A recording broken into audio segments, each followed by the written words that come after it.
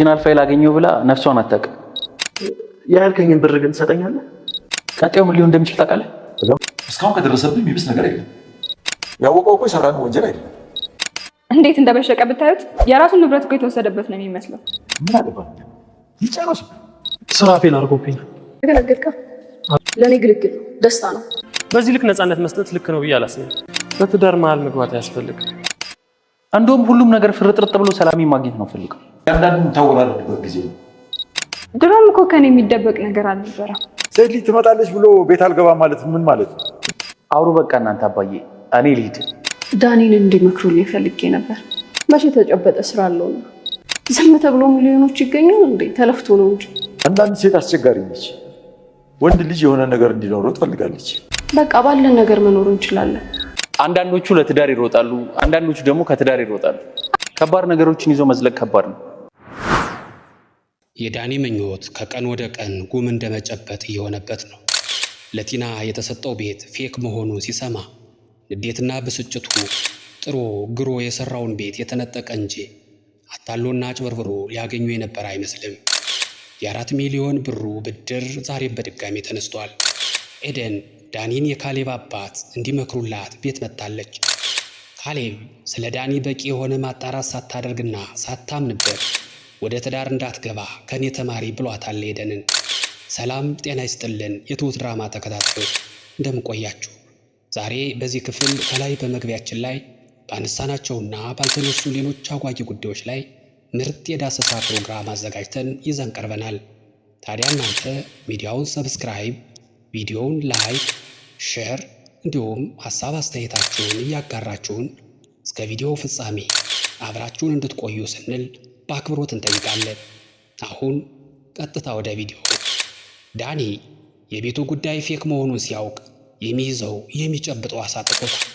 ለቲና ደውሎ እንድትመጣ የሚነግርበት ስሜት ላቡን ጠብ አድርጎ የሰራውን ቤት በግፍ አታለው የወሰዱበት እንጂ ራሱ አታሎ ሊወስደው የነበረውን አይመስልም።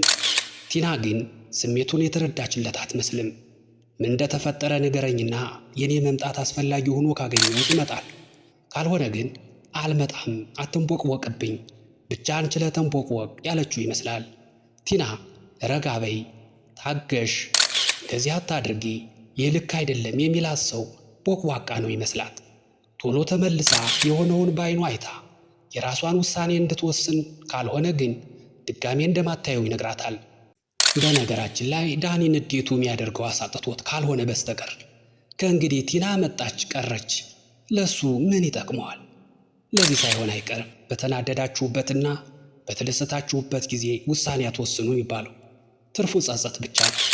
እሷም ድጋሚ አታየኝም ማስጠንቀቂያውን ስትሰማ ይህ ልጅ አመረረ እንዴ ያለች ትመስላለች። ለመመለስ ፈቃደኛ ሆናለች። ዳኒ ኤደን ሲያገኛት ደግሞ ቢዝነስ ፕላን አዘጋጅቶ አዋጭነቱን ገምግሞ በጀት በጅቶ የሰው ኃይል መድቦ ስንት የደከመበት ትልቅ ፕሮጀክት ፌል ያደረገበት ይመስል ተስፋ ያደረኩበት ትልቁ ቅዴ ፌል አደረገብኝ ይላታል። በሚገርም ሁኔታ ግን ይህንን ሲላት ኤደን ደስተኛ ሁና እሱንም እንኳን ደስ አለ ትለዋለች። መገረማችን ዳኒን ገርሞት ነው መሰል እንዴት በማጽናናት ፋንታ እንኳን ደስ አለ ትይኛለሽ ይላታል። እሷም ሕይወት ያለ ተስፋ ባዶ ነውና መኖር አንችልም ሲባል እኮ በኑሯችን በሕይወታችን መከራ፣ ችግር፣ መከፋት፣ መገፋት ሲያጋጥመን ተስፋ መቁረጥ የለብንም። ዛሬ ያጣነውን ነገ እናገኘዋለን፣ ዛሬ የጎደለንን ነገ ይሞላል ብለን ዛሬ ያለንና ያለንበት ሁኔታ ነገ እንደሚቀየር ተስፋ አድርገን እንድንሰራ እንጂ ቁጭ ብለን በተስፋ ነገ እንዲህ አደርጋለሁ ከነገ ወዲያ አይንን አገኛለሁ እያልን ተስፋ ብናደርግ ማናውቀውን ነገ ብቻ ሳይሆን ዛሬያችንንም የሚበላብን ነው የሚሆነው። እንዲሁ ይሁን ብለን እንደተመኘ ነው ተስፋ ያደረግንበትን ነገር እንኳ ብናገኝ ያሳለፍነውን ትናንት ሊያስተካክልልን አይችልም። ሕይወት ወደፊት ነው። የፊቱ ካማረ የኋላው ምንስ ቢሆን ምን ያደርጋል የሚባል ጉዳይ አይደለም። የኋላው ከሌለ የለም የፊቱ እንዳለው ከያኔው ትለዋለች። ዳኒ ምክር የመተግበር እንጂ የመስማት ችግር የለበትም። ብሎ ሰማ። ኤደን ቀጠለች። ከምክሯ በኋላ የቤተሰቦቹን ደህንነት አንድ ባንድ ስማቸውን እያነሳች ጠየቀችው። ሁሉም ደህና እንደሆኑ ከነገራት በኋላ በቲና መጥፋትና በካሌብ ትዕግስት ዙሪያ ትንሽ አወሩ። ዳኒ ስለ ካሌብ ሲወራ ደስ አይለው። ማን ላይ ቁመሽ ማንን ታሚያለሽ አሉ። የሚጠቀመው ሁሉ ነገር የካሌብ ሆኖ ሳለ ካሌብን አለመውደድ ምን ይሉታል? ባልሽ አይወደኝም እኔ ወደዋለሁ፣ እሱ ባያመጣሽ የታገኝሻለሁ ብለው የገጠሙት እንደ ዳኒ አይነቱ ሽሞች ነበሩ። ዳኒ ግን በተቃራኒው ነው እና በዚህ ልክ መታገሱ ጥሩነት ነው እንዴ ይላል ዳኒ በስጨት ብሎ። እሷም ገርሟት ታዲያ መጥፎነት ነው እንዴ ትለዋለች። በዚህ ልክ ነፃነት መስጠት ልክ ነው ብዬ አላስብም ይላታል። ምናልባት ትዳሩን ከመፍረስ እየጠበቀ ቢሆንስ ስትለው ደግሞ እኔ እንኳን እየፈረሰ መሆኑ ነው የሚታየኝ ይላታል። ታዲያ ይህንን ካወቅ ለምን እህትን አትመክራትም ስትለው ደግሞ እሷ እኮ ታላቄ ነች የኔ ምክር አያስፈልጋትም ይላል።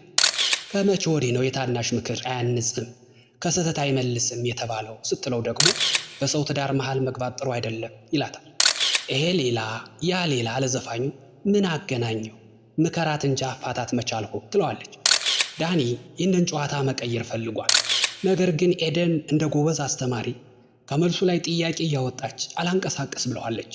ስለዚህ ጥያቄዋን ሳይመልስ ክፍት ዘለለውና እሷን ታያት ባክሽ የራሷ ጉዳይ ነው፣ እኔ ከሚስቴ ጋር በአንድ ጣሪያ ስር የምኖርበት ቀን መቼ ነው እያልሁ የምጨነቀው መቻነሰኝ ሲላት አሁን ገና ቁም ነገር ተናገር በሚል አስተያየት እያየችው የውልህ የኔ ውድ ለምን ትጨነቃለህ?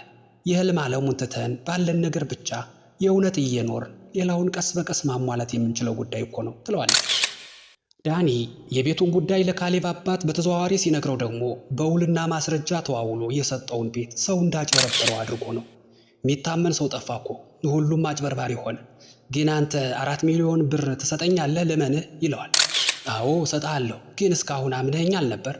አሁን ምን ተገኘና ተጠራጠርኸኝ ይለዋል። ዳኒ የሆነ የሚያውቀው ነገር አለ፣ የዛሬ አወራሩ የሆነ መረጃ ያለው ይመስላል ይላል የካሌብ አባት። የምን መረጃ?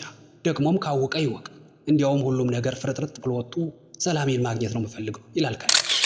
አባቱም በዚህ መልኩ የምታገኘው ሰላም የለም ይለዋል። በቀጣይ ምን ሊሆን እንደሚችል አለማወቃችን እኮ ስለሚያስጨንቀኝ ነው ይላል ካሌብ። በአካ አትጨነቅ፣ እስካሁን ከደረሰብህ የሚብስ ነገር አይደርስብህ። እንዲያውም እያንዳንዱን በቀልህን የምታወራርድበት ጊዜው አሁን ነው ብሎ አደፋፈረ። በዚህ መሃል ስለ ቤቱ ፌክ ዶክመንት ስታወሩ ዳኒ ተደብቆ ሰምቷቸዋል ትላቸዋለች ትሁት። እሺ እሱ ካወቀ አሁን ደግሞ ለእሷ ይነግራታል። ከዚያ ደግሞ ምን ይፈጠር ይሆን ይላል ካሌብ። የካሌብ አባት ጨዋታውን ማስቀጠል የፈለጉ ይመስላሉ። አትጨነቅ ካሌብ፣ ምንም አይፈጠርም። ያወቀው እኮ የሰራነውን ወንጀል አይደለም። ከነገራት ይንገራት፣ ካልነገራት ግን እንዳይነግራት እነግረዋለሁ አሉ። ቀጠለ የካሌብ አባት። እኔ በሕይወቴ ብዙ ፈጣጣ ሰዎች አጋጥሞኛል፣ እንደ ዳኒ ያለ ግን አጋጥሞኝ አያውቅም ሲሉ ነገሩን ትሁት ቀበል አደረገችና ፌክ መሆኑን ሲሰማ እንዴት እንደበሸቀ ብታዩት እኮ የራሱ ንብረት በግፍ የተወሰደበት ነበር የሚመስለው አለች። ኤደን ለካሌብ አባት ደውላ ምክር እንደፈለገ ስትነግረው ወደ ቤት እየገባን ስለሆነ መምጣት ትችያለሽ ብሏታል። ካሌብ ሚስጥር ሊሆን ስለሚችል እኔ አልገባም ሲል አንተ ልጅ ምን ሁናል?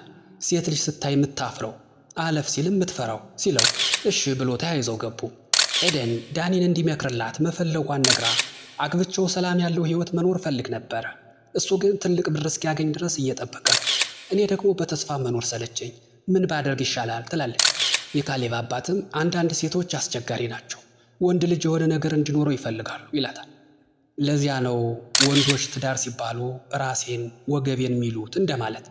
ኤደንም ገንዘቡን በሐቅ በጉልበቱ ሰርቶ ያገኘው ከሆነ የተሻለ ህይወት መኖር እኔስ መች እጠላለሁ፣ ይህ ካልሆነ ግን እሱ የሚያገኘውን ስራ ሰርቶ እኔም ሰርቼ ባለን ነገር እንድንኖር ነው ፍላጎቴ ስትል ካሌብ ንግግሯ ገርሞት ነው መስል የውልሽ ኤደን፣ አንዳንዶች ልክ እንዳንቺ ለትዳር ይሮጣሉ፣ አንዳንዶች ደግሞ ልክ እንደ ቲና ከትዳር ይሮጣሉ አላት። ለማንኛውም ትዳር ውስጥ ከመግባትሽ በፊት በተቻለሽ መጠን ለማጣራት መሞከርሽ ጥሩ ነው፣ በርቺ ይላታል።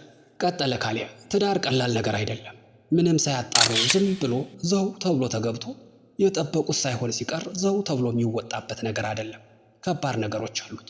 ከባድ ነገርን ተሸክሞ ደግሞ ረጅም መንገድ መጓዝ ምን ያክል እንደሚከብድ ሁሉም የሚረዳው ጉዳይ ነው።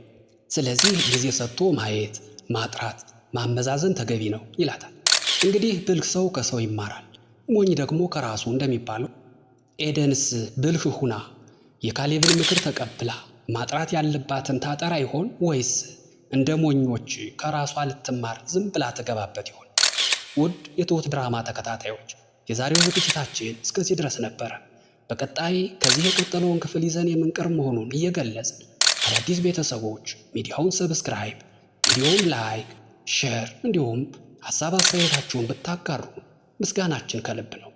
ውድ ቤተሰቦች እስከ ቪዲዮ ፍጻሜ አብራችሁ ስለነበራችሁ እያመሰገን በቀጣዩ ክፍል እስክንገናኝ ድረስ መልካሙ ነገር ሁሉ ከእናንተ ጋር ይሁን። ሰላም።